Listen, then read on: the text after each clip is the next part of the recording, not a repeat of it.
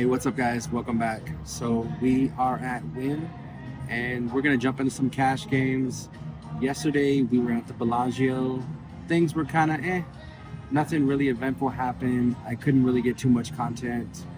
Not too many interesting hands to share. So today we're at the Wynn. We're gonna jump into some cash. Most likely 1-3, maybe 2-5. Let's see how things are going. Right now we're on the list. I think there's about 10 people on it. So let's see what happens. We're going to try to run it up and get some really good content and hopefully have a more eventful session than yesterday. All right, guys, stay tuned. Let's get into it. Starting the vlog in the first hand, we're going to have an open to $7 under the gun, which is pretty irrelevant. And I'm going to look down at ace 10 of clubs in the big blind. And the button's going to go ahead and isolate this to $20. At this time, I really didn't have any reads on him. He would later turn out to be a maniac, but that's before I knew that. So I just decided to put in the call here of 20. Now that's going to bring in the original raiser since he's now getting a price. I definitely do think I should have put in the re-raise there pre-flop. I wanted to find some hand ranges, and ace 10 is not the strongest hand, especially being multi-way and out of position. It's not going to be ideal. The action is going to check all the way back to the button, and he's going to go ahead and continuation bet here for 55. Now this is going to be a prime spot for me to go ahead and check raise here and to possibly redeem myself from not doing it pre-flop. But as you can see, I do not do that, and I just make the call. So now we're going to see the turn, which is the 10 of spades. So now I'm going to pick up second pair here, and I'm going to check it back to the opponent, and he's going to think for a little while, but he's eventually going to check it back. And now we're going to see the river, which is the 9 of spades. And now he's going to opt for a bet. He's going to bet pretty big, very value-y. He's going to take a size of $120. And now at this point, I really only just have a bluff catcher. I mean, it's early on in game, and at this point, I don't have any reads, and it's just a very awkward spot. You can't see it, but I'm actually just kicking myself under the table, thinking, why didn't I check raise on the flop? Because it's so hard to realize your equity when you're out of position. After thinking about it for some time, I'm ultimately going to make the tough decision here just to lay this one down and look for a better spot. So moving on to the next one. In this one, we're going to look down and we're going to see ace queen off. So we're going to have an early limp here to $3. And I'm going to isolate to 15, which is all pretty standard. So I was about to top up before this hand actually started because I start pretty short stacked here. I only have about $100 in my stack, but I actually lost track of kind of what was happening due to having some side conversations with my table mates. This has actually been an extremely fun game so far, even though I'm down about $200. So all the action is going to stay on this side of the table as the player right next to me, who's been very call happy and splashy, makes the call. And the player that limped also comes along as well. So with about 45 in, we're going to see a flop that is very good for our hand. That's going to come queen, queen, 3 with 2 hearts. Now the player to my direct left, who's been the fun, splashy guy, actually is going to bet into this pot here for $7 when it's checked to him. So this bet is pretty funny in my opinion. Such a small bet into this pot is pretty much just asking to get raised by any two. And that's exactly what +1 is going to do. He's going to raise this pot to $32. At this point, it's pretty much one move. It's just time to jam. Once we make this call, we're only going to have about $45 left. And I would hate for a very bad turn card to come that might kill the action. So let's go ahead and get it in now and see if we can get the full double. All in. Whatever that limit is right there. These are the 32s. 45 on top.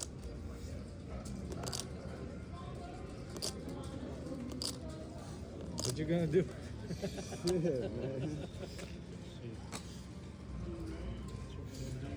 It's a judgment-free zone. Huh? The judgment-free zone. What's that mean? This is poker fitness. Like that, Jim. Poker fitness, bro. I use it. I use it as well.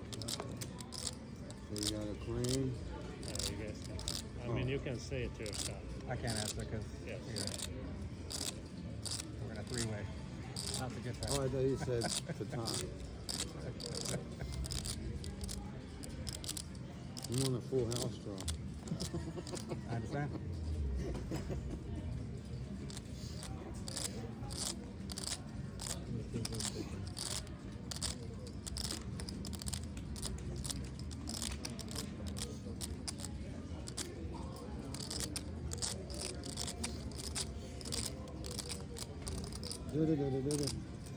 What's up, man? What's up with you? All right. You gonna flush out? And he does indeed make the call, and he's going to look us up with the flush draw. And fortunately for us, he's going to brick both the turn and the river, and we're going to take this one down. On to the next fun one. In this one, we're under the gun, and we're going to open ace jack of spades. And we're going to pick up 4 callers here. So we're going to go 5 ways to a flop. That's going to be very good for our hand. We're going to see a flop that comes ace, king, deuce, rainbow. The action is going to check to me, and I'm going to go ahead and continuation bet here for $20.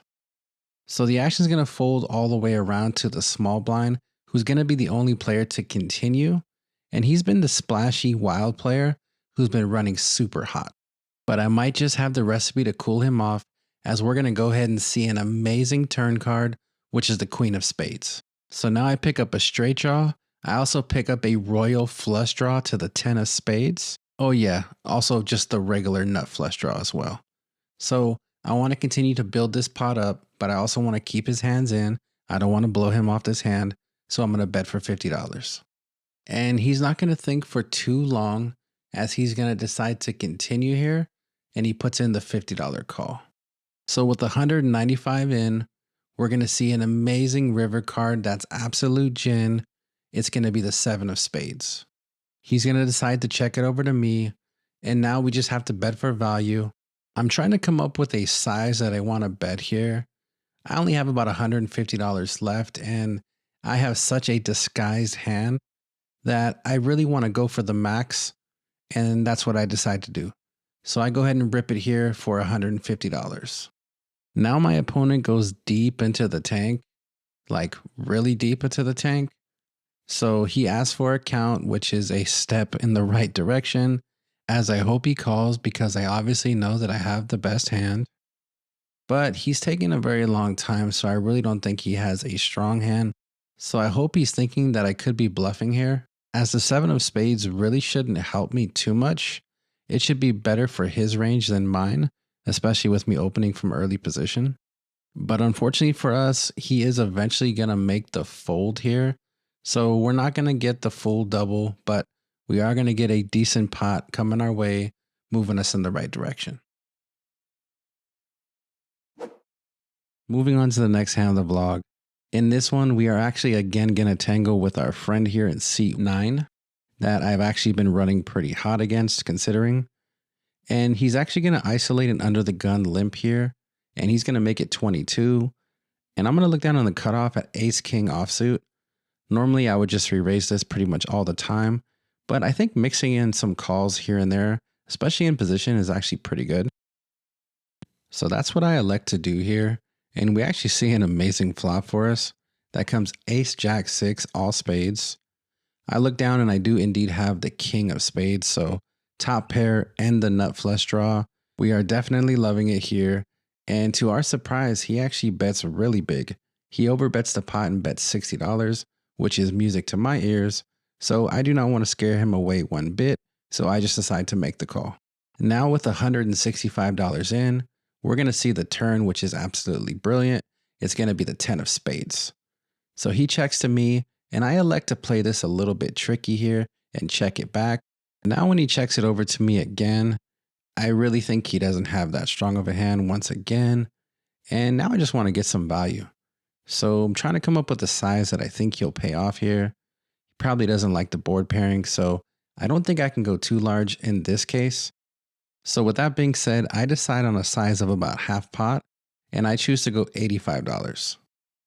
Now he's going to think about this, but he's not going to spend too much time on it, as he's going to fold pretty quickly here. So I'm guessing he had a pretty mediocre hand at best.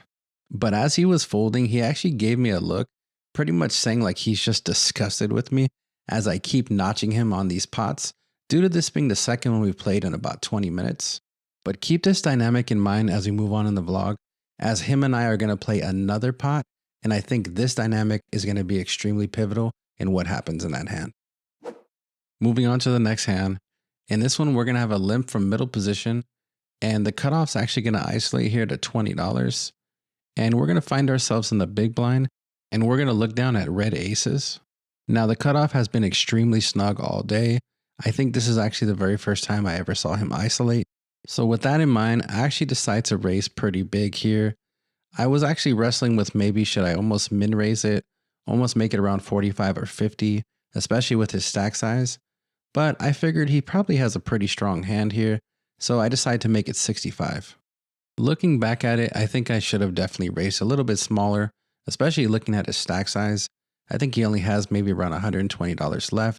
So if he did decide to continue, he's pretty much going to be all in on any flop, and I'm guessing that's probably what he's thinking about here. So note to self, next time maybe just a little bit smaller. Maybe I might induce a hero play. He also might think that he has some fold equity. But unfortunately for me, he's going to smartly decide to make the fold here after contemplating it a little bit longer.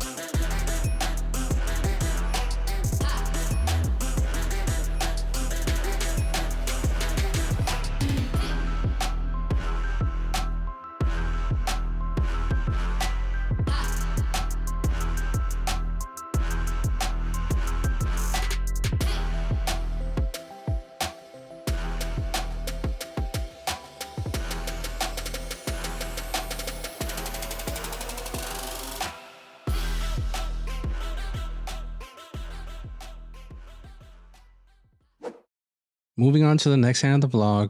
In this one, we're going to have an early limp from seat 9, who's been the aggressive laggy player that we've been battling with.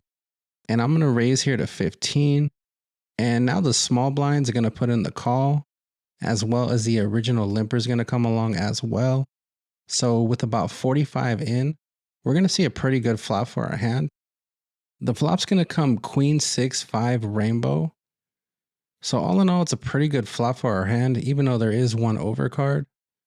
And the small blind already checked in the dark, so the action is going to check over to me. And I'm going to decide to check here. And now we're going to see the turn, which is the deuce of spades. So an excellent turn card here. The action is going to check over to me. And now I think I have to bet because I most likely do have the best hand with the jacks. If somebody had a queen, they most likely would have already bet themselves. So I do indeed want to continue to get some value out of this hand. And I think this is a spot to get some thinner value. So I decide to bet for 20. And only seat 1, who's been very laggy, continues to make the call. And now we're going to see the river, which is the 5 of clubs. And the action is going to quickly check over to me. And this is a way ahead, way behind situation. So I check back and we roll over the winner. And our opponent's going to roll over pocket 10s. So our jacks are going to be good. And we're going to take down this little one. Moving on to the next hand of the vlog. This one is going to be the hand of the entire session. And it's going to star the villain in seat 9, who we've been battling with. So I'm going to open the $10 here under the gun. And the guy to my direct left, who's actually been pretty fun throughout the whole session, has been doing some quirky things, decides to re-raise me to $23. And now literally it seems that every person has a hand, because literally everybody else is just going to decide to cold call the $23. But when the action gets over to me, we will not just be calling. The price of poker is definitely going up, and we will be re-raising this pot. So what I do not want to do is go 5 ways to a flop. So I want to get some action, but I definitely need to thin the field. So I'm going to raise here to $123.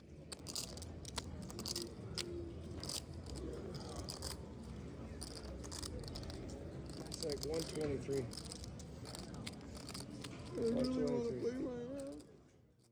So everyone is eventually going to decide to make the fold here.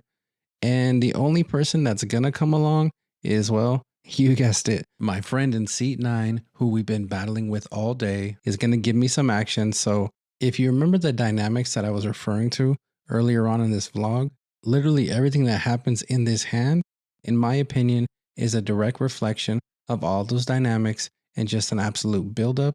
And the dude's just tired of me. So he's going to pretty quickly here make the call. The good news is we're going to be heads up here in position in this extremely bloated pot. So I'm going to be able to act last, or in some cases, I'll be able to put in the last bet and choose what kind of pot we want to play here. So with 292 in, we're going to see a flop that just smacks our hand right in the face. King, Jack 3, 2 diamonds. He's going to start with a check to me, and now I only have about 315 left, so it's not rocket science. Let's go ahead and just bet here. I choose 1.25. I'm pretty much going to get it in here on any turn, or if he check raises me, we'll get it in now. So no check raise here. He's going to think about it, and he's pretty quickly going to decide to make the call. Now as we head to the turn, we're going to see a blank, which is the 6 of spades. So with about 540 in, I only have about 190 left, and once he checks to me, there's only one move, and that move is jam. And now my opponent's going to go deep into the tank. 206.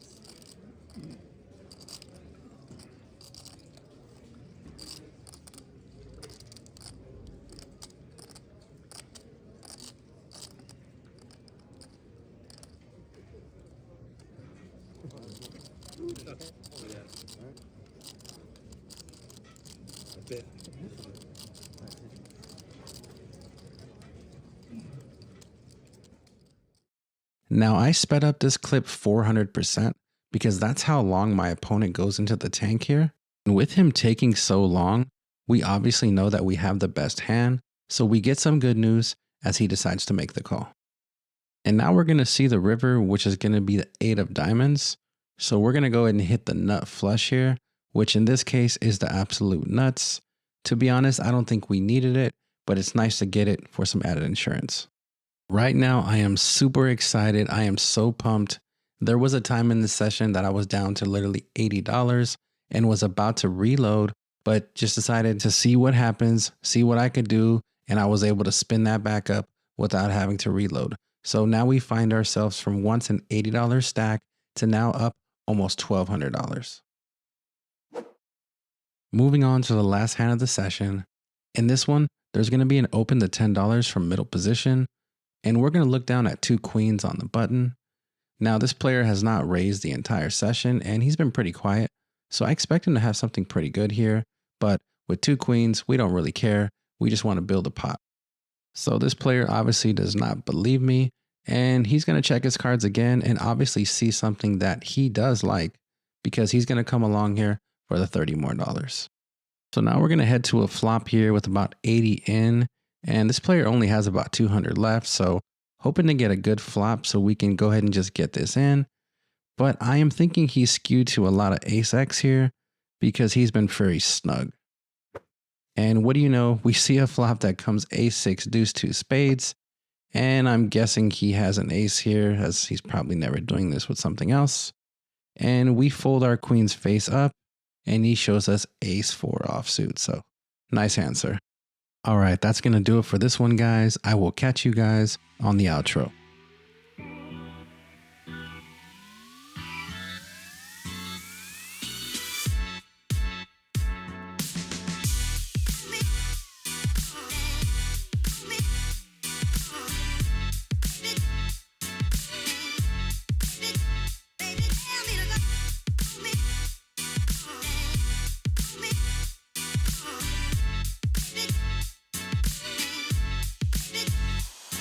Hey, what's up, guys? Welcome back. So just recapping the session here at the Wynn.